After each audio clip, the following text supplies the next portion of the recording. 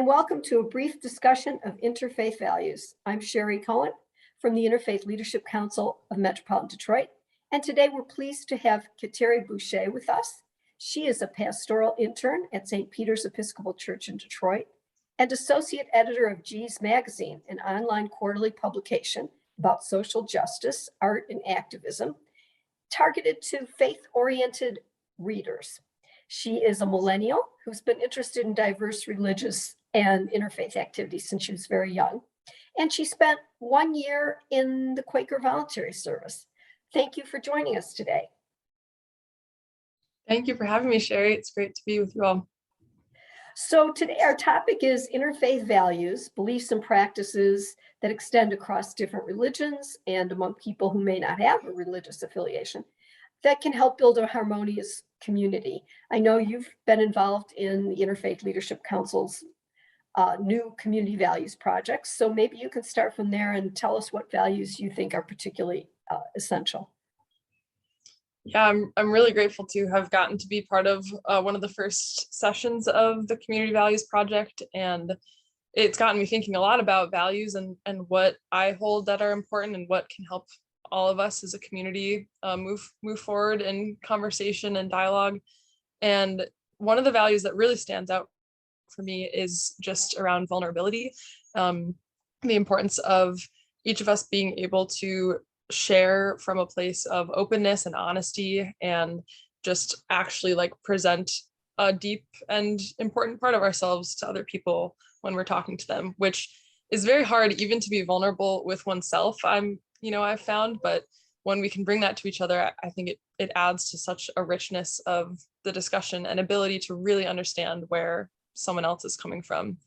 And also another value that I think about a lot and have worked with a lot in my work with G's Magazine is just the value of recognizing the social systems that we're a part of and the ways that they often center folks of certain identities or backgrounds and then marginalize folks of other identities and backgrounds, and being able to bring that kind of recognition into our conversations so that we make sure that people with marginalized identities are also being centered and listened to and taken seriously. I think that's a really important part of creating a true, beloved community.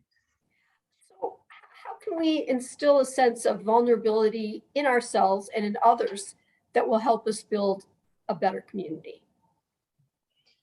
Well, for ourselves and for myself, I think the thing that has helped, practice being able to bring it into a community or a public setting is just practicing vulnerability on my own, because it is so hard to even be open and honest with oneself, much less with other people or people you just met.